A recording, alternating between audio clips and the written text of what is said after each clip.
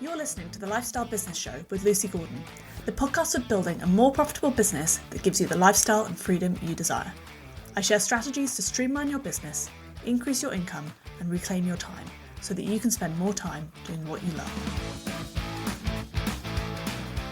Hello and welcome to this week's episode of the Lifestyle Business Show with me, Lucy Gordon. So this week I wanted to answer a question that I get asked a lot, which is, how do I run a business in less than 5 hours a week? So for those of you who don't know, I took my real estate business from over 50 hours a week of my time down to about half of that in a month, so about 25 hours a month. There are lots of different ways that I did that, and so I'm going to talk about, one, how I managed to reduce my time down, but also two, how I now run the business in just under 25 hours per month, or on average 5 hours a week. So what I was doing was building financial forecasts for real estate investors. So I was building them bespoke financial models and helping them analyse opportunities to buy, sell, build, all of the above. And every single thing that I did was bespoke, one-to-one, and required 100% of my input. So basically, I was selling my time in that business. Over the years, I knew that I needed to create another way of bringing revenue into the business that wasn't quite so reliant on my time. So what I did was I started creating training. So my two core offers in that business then became the one-to-one consulting, which is the one that generated the most amount of revenue into the business, and the training, which just gave me a nice little steady income stream to sit behind that one-to-one, so that if I was away for a while, I was still getting a little bit of money into my bank account. But I was working over 50 hours a week and I was stressed, I was burnt out, I was actually really resentful towards that business. And if you've listened to earlier podcast episodes or you've seen some of my social media posts or know me already, then you will know that there was a point where that business got to me so badly that I actually just wanted to shut the whole thing down, because I was having to deal with difficult client situations, feeling completely disconnected from the work that I was doing, and just not, I had set up a business to look after my mental health, and it was doing the exact opposite. So in my eyes, I got to a point where I was just like, there is no point in me doing this. I need to do something else because I need to not feel this way in my head. And rather than burning the whole thing down and just throwing the towel in, I stepped back and I thought about it, and I realised what I could do is, instead of doing one-to-one work, I could scale up the work that didn't involve all of my time, i.e. the training. So I'm not going to lie, this process did not happen overnight. It didn't go from 50 hours down to 5 hours just like that. It took a long time. It took roughly 6 months for me to wind down all of my one-to-one project work, and it took roughly the same amount of time to be able to build up revenue for my training. So this is not an overnight success, overnight transformation story, because it does involve a lot of hard work. So the first thing I did was decide that this is what I was going to do, and there was absolutely no way I was going to take on any more one-to-one work, and that I was actively going to get rid of the clients that I had that I was doing one-to-one in. And this was a really painful thing to do because, as I said, that was the majority of my revenue. So that is high ticket items. Every single model that I was building was costing thousands of pounds to my clients, multiple tens of thousands of pounds in some cases. And so it was quite a painful thing to do, to turn off that tap. But I knew just how unhappy that was making me, so I knew that I had to stop doing it. So every time I finished a project that I had ongoing at that point where I made the decision, I would not take on something new. So whereas before, where I would be signing on new clients to start once a project ended, I stopped doing that. I just said no to everything that came through. And so I would finish up a bit of client work and then have nothing to replace it. With that time that I then gained from not replacing the one-to-one work, I then focused on selling my training. So the training I had already set up, as I said, I had spent a long time recording all of that training, getting it all into a nice portal so that I could then start selling it. So whilst it was, again, and as much as anyone will tell you that you can make 100k in 3 days, it's not the case, because you have to do a whole lot of work in advance of that to be able to make that 100k. So it might seem like, from the outside, from the person who's trying to sell you this dream, that it happens in 3 days, but actually it happens in 6 months, because you've got to put a hell of a lot of work in up front. So I had already done that bit when it came to the training. I've already set it up. What I needed to do is then start selling it. So with my spare time, I then got a few more clients into that, and particularly one thing that did help was getting corporate clients into it, so that I had a couple of bigger ticket students in there, as it were.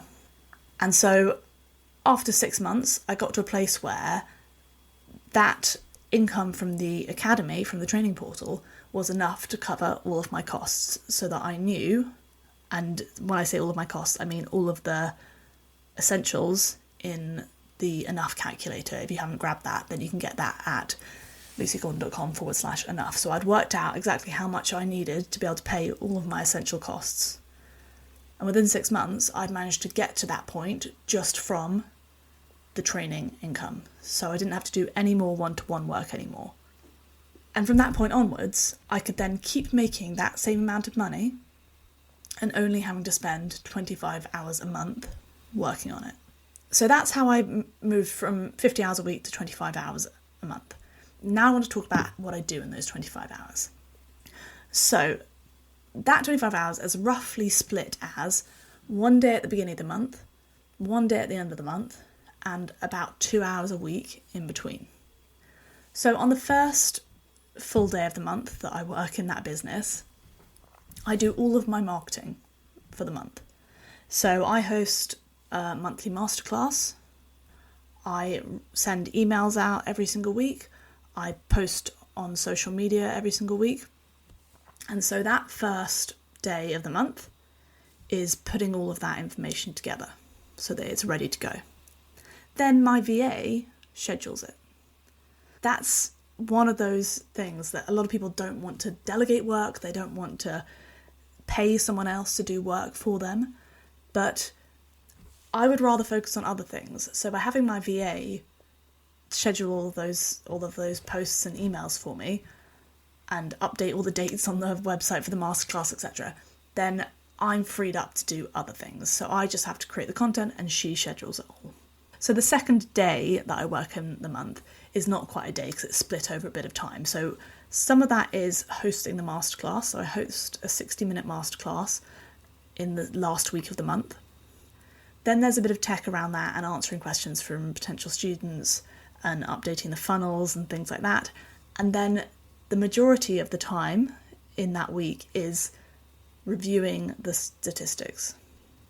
So what I'll do is I'll sit down with the numbers that show me how many people signed up to the masterclass, how many people attended the masterclass, how many people stayed on to the end, and then how many people bought. Because what I do is I have just a special opening window for that. So effectively, it's an evergreen thing that people can join whenever they want, and I just do a monthly promotion that for 48 hours people can get a special bonus if they join in that window. So I host my masterclass to launch that bonus, and then 48 hours after, so once the doors close, I can then sit down, review all my metrics and work out how many people joined the masterclass and how many people bought. And these are really powerful numbers that I'm going to come back to in a bit. Because then I want to talk about what I do in the middle of the month.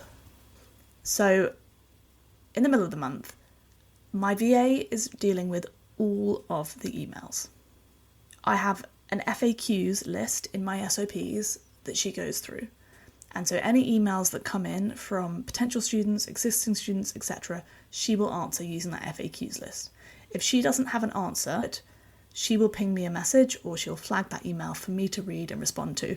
And then what I do is I then add that response to the FAQs so that if anyone asks that again in the future, she can answer it. What she also does is she logs into the portal where my training students access their training, and she checks for any queries, and she messages everyone in the portal at least once a month, just checking in with them to make sure they're okay. So she works for me 2 hours a week. She manages to get all of this stuff done in 2 hours a week, checking in with the students so they know that they're getting the care and attention they need, responding to all of my emails, and doing all of that scheduling of emails, social media, etc. So then, in my 2 hours a week, what I then do is I've got about 10 to 15 minutes of that is just checking the emails that she has flagged and that I need to respond to. And I genuinely clock all of my time so I know that this is a fact. Sometimes I turn on my timer and I do the emails and I click back on it, I'm like, 4 minutes. It feels really pointless logging that, but actually it shows you how much time you are spending on certain activities. So I would really recommend, if you don't log your time, that you start doing it, because then it will start to flag to you those activities that you could potentially delegate to someone else, or that you should stop doing altogether. So outside of that 15 minutes of checking emails each week that I do, I spend the remaining 1 hour and 45 minutes working on the business. So what that means is that I start my week with a 1 hour non-negotiable appointment, which is my focus hour. It's first thing on a Monday morning, and I absolutely never miss it unless I'm on holiday, in which case I do it before I go. And in that focus hour, I grab my copy of the focus tracker, which you can grab a copy of too. You go to lucygordon.com/focus, and if you're listening to the podcast, you can get 50% off by using the offer code podcast. So I use this tracker every single week in my business. So I will open up that focus tracker and I will start filling it out. I will go through all of my numbers in that focus hour. The key numbers that I'm looking at are cash and conversion. So you'll hear lots of people who run online businesses and run businesses talk about revenue and turnover, but they mean nothing if you don't have any profit and you don't have any cash. What's the saying? Revenue is vanity, profit is sanity, and cash is king. So yes, of course, I'm interested in how many sales I've made and how much revenue has hit my bank account. But the first thing I then do with that revenue is I split it between all the pots. So I follow the Profit First method. If you haven't read the Profit First book, you absolutely should do.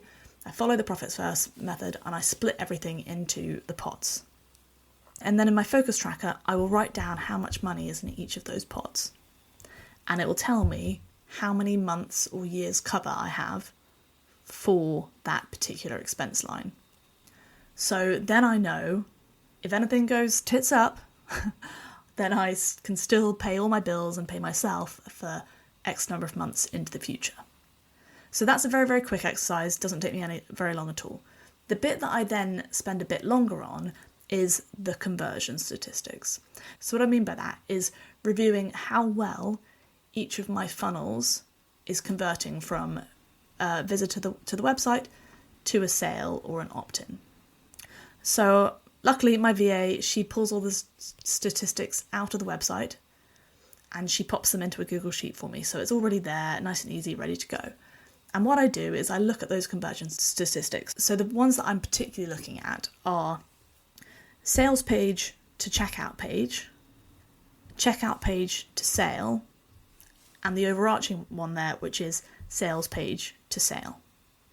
I then compare that to what it was the previous week, and I also compare to industry average because I always like to perform better than average.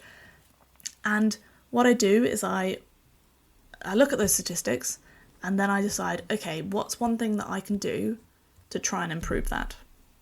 I will then go into that funnel on my website builder and I will make that tweak. And then I'll write a note to say what tweak I've made. So I'll just make one tweak a week, because if you make too many tweaks, then you don't know what has had the positive impact or the negative impact. Whereas if you make one change, then you know whether to undo it or whether that was good for next time you're building a funnel, etc.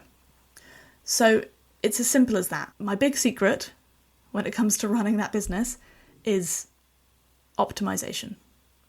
The other big secret is obviously not faffing around and getting distracted by things, because the other thing that I do in that focus hour on the right hand side of my focus tracker is a little reflection section where I write down what went well last week and what didn't go well.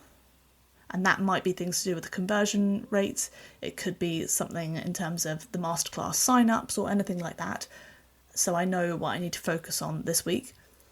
And then I will set myself 1 to 3 goals to do this week.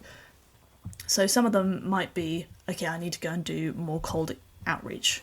Or it might be, I need to send another email to the mailing list to try and get them to sign up for the masterclass. Whatever it is, it's just some simple actions that are going to help drive me towards the numbers that I want to hit.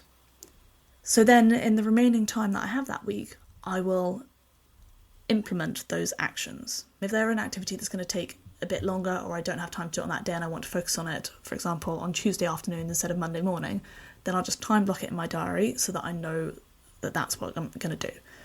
So I'm really disciplined about not dilly-dallying and procrastinating.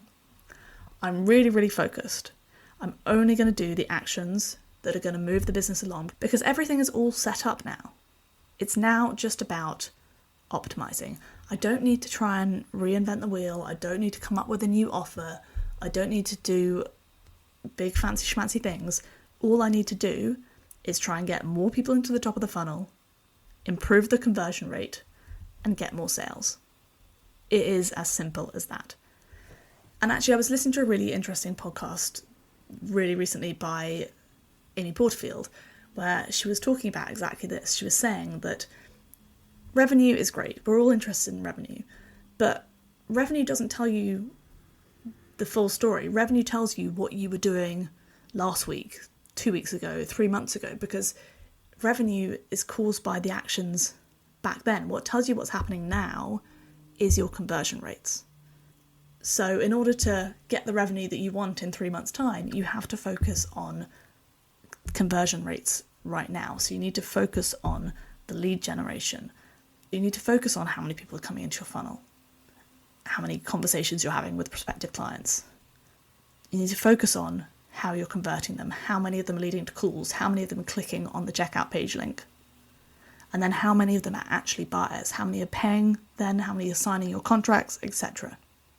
Those are the numbers that you need to focus on, because once you know those numbers, you can then start to influence what happens in the future. So if you know that to make 1 sale, you need to have 5 discovery calls. But in order to get 5 discovery calls, you need to have 20 conversations. You know that if you want to make 1 sale, you need to have 20 conversations. If you want to make 5 sales, you need to have 100 conversations. And those things happen way before you send out your invoice or that, cash hits your bank account. So really important that you focus on those numbers. So yeah, that's my big secret to working 25 hours a month on that business, is not faffing around, being really, really disciplined, and optimization. And that is the thing that I work with lots of my clients on, is find a thing that could be working harder or better for you and keep tweaking it so that it works even better or even harder for you. Because it's not about doing more. Doing more just creates more work. It's about doing things better and more efficiently so that you can scale your revenue without increasing your time, so that you can reduce the amount of time that you're spending in your business without sacrificing your income. So I hope this podcast has inspired you to look at your business a little bit differently. As a reminder, if you want to grab a copy of the focus tracker that I use every single week, then you can download that from the website at lucygordon.com/focus and use the offer code podcast for 50% off. And I will see you in the next episode. Thank you for listening to the Lifestyle Business Show with Lucy Gordon. If you're ready to spend less time in your business, head to lucygordon.com/time to download your free guide.